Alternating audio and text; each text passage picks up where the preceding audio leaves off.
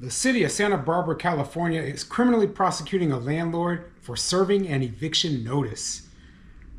I'm Tony, and this is Real Estate Investing and Landlord News. Alright, so I have an interesting article for you today, and it's going over this whole case of this landlord in Santa Barbara, California, who is being criminally prosecuted by the city for supposedly violating their just cause eviction ordinance. Okay, so basically we have the case of a property owner bought a property at the end of last year, and their plans being, of course, to upgrade the property, remove the tenants, and raise the rents, right? So this is a big problem. The city came in there, and guess what they did? They decided they were going to change the law to make it so that, oh, you had to have just cause, and to make it so that this landlord wouldn't be able to evict these tenants. And now they're claiming that, okay, you violated the law by serving this eviction notice, so we're going to charge you criminally.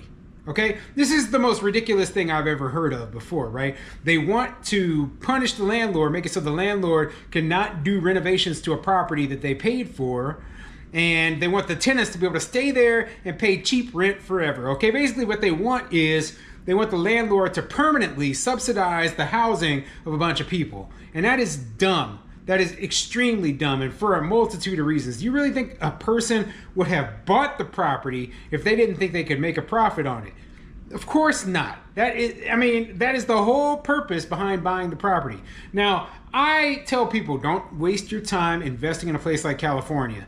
Okay, Santa Barbara, California, there is no way I would have bought a project there. But could you imagine being a property owner thinking that you are doing everything according to their rules, the way that they allow things to be done, following the law, getting with the city, making sure all your permits and everything are up, and then due to political pressure, them changing the law on purpose and then charging you with a crime so they could throw you in jail?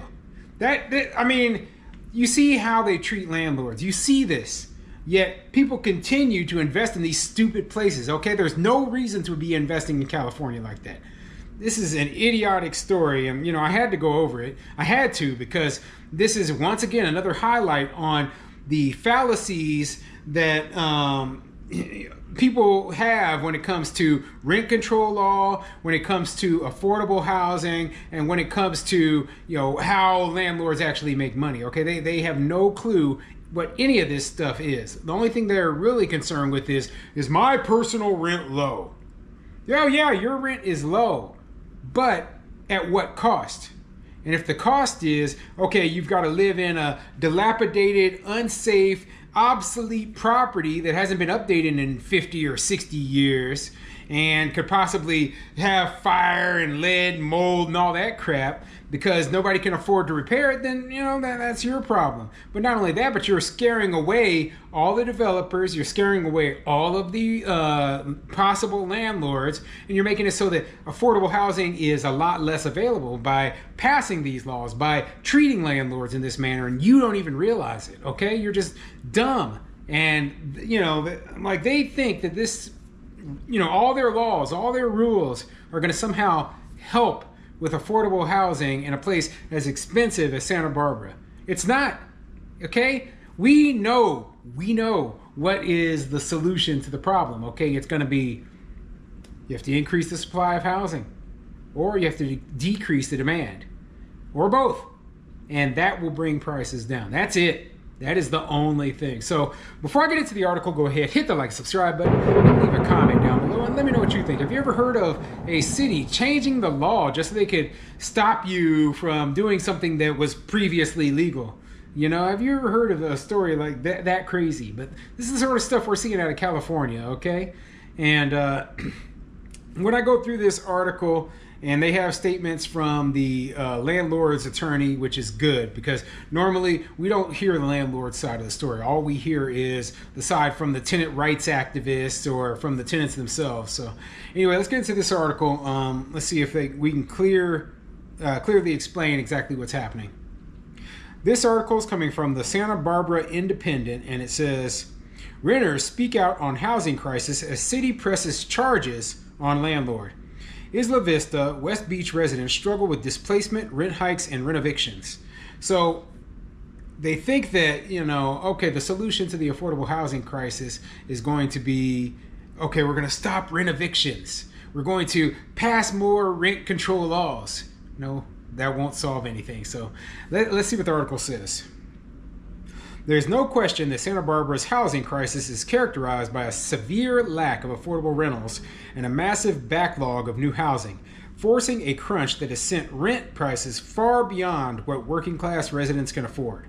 But renters have also highlighted exacerbating factors such as untenable rent increases and a method known as ren-ovictions, in which property owners acquire an aging apartment complex with years of deferred maintenance before forcing the current tenants out under the legal basis of renovations. Yeah, and it is a very, very common thing, not just in Santa Barbara. This is the strategy that real estate investors, myself included, use for properties throughout the entire country. Basically, we find a property, right? It's outdated, it's out of shape, etc., right? We fix that property up. We're able to increase the rents after we do, spend tens of thousands, if not hundreds of thousands or millions of dollars on renovations. Okay?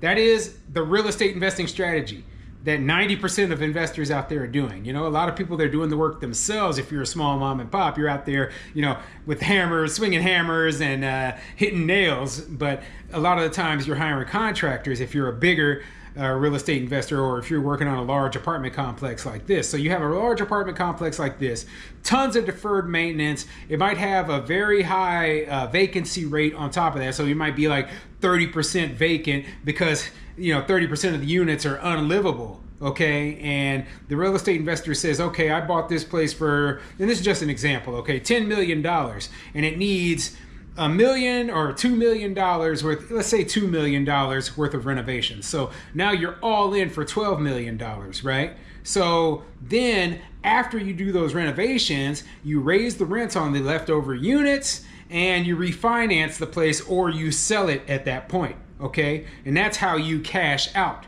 Otherwise, if you're not doing that, there's no reason to buy a place, okay? And a lot of real estate investors have gotten very, very wealthy doing this. They've also, it's not just the real estate investors who are benefiting.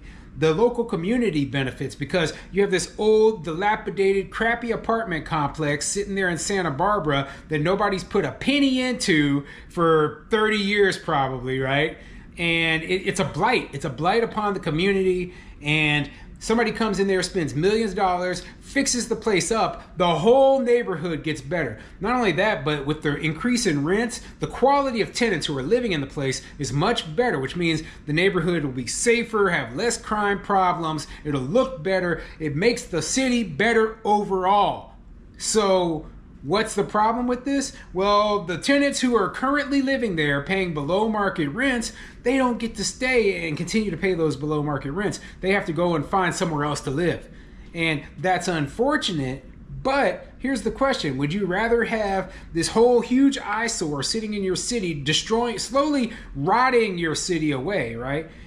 Or would you rather get rid of that and then have your city be nice, updated, and looking good with, good high quality tenants? So I realize that California and the Midwest are different places, right?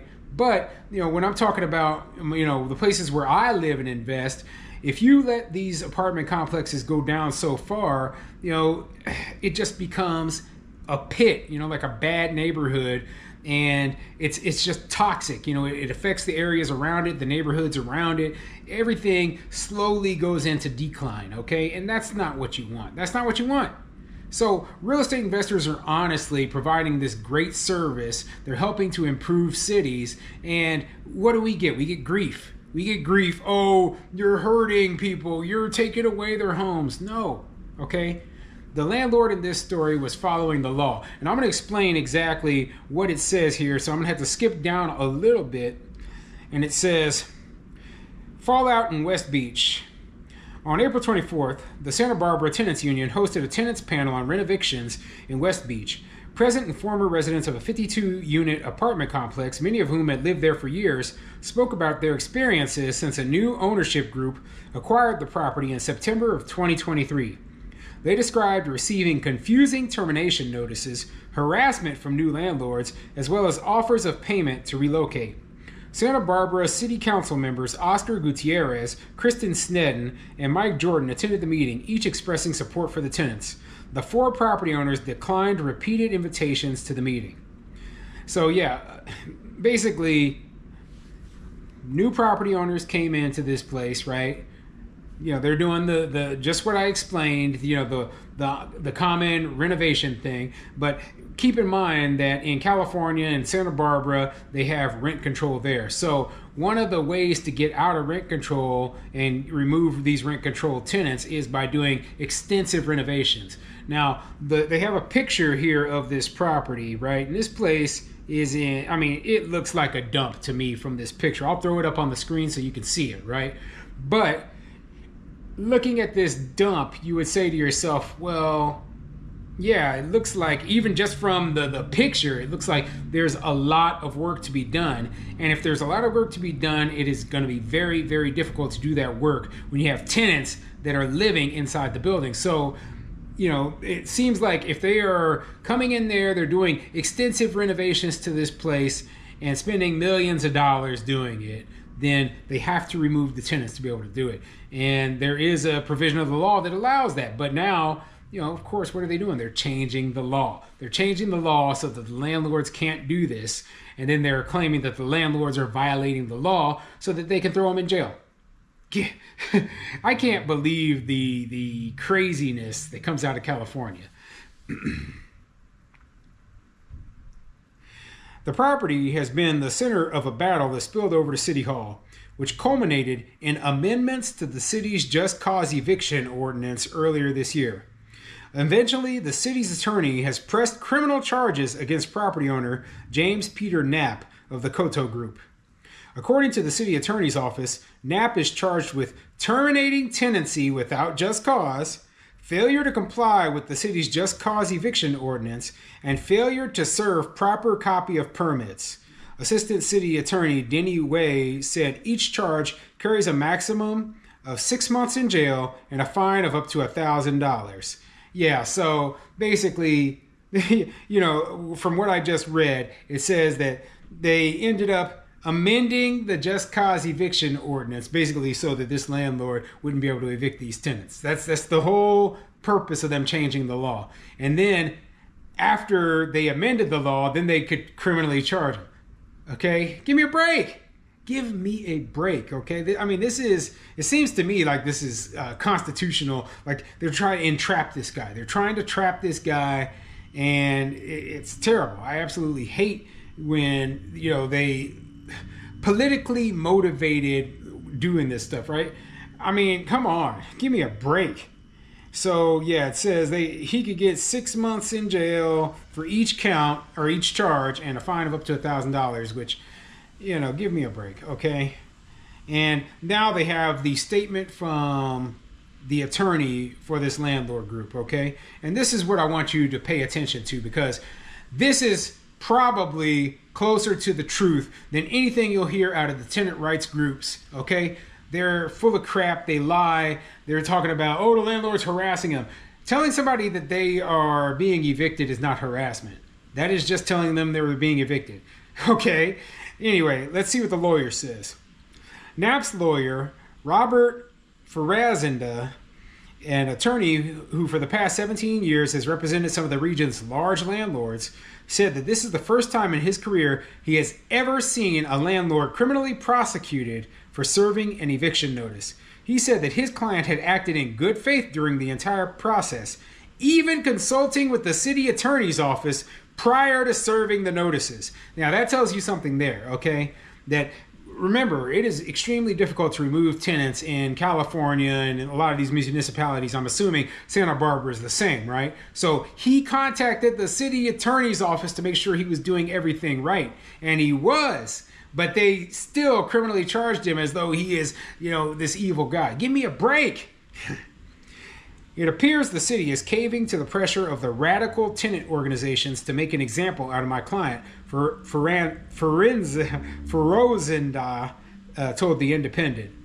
The real issue about affordability is not ren-ovictions or rent control.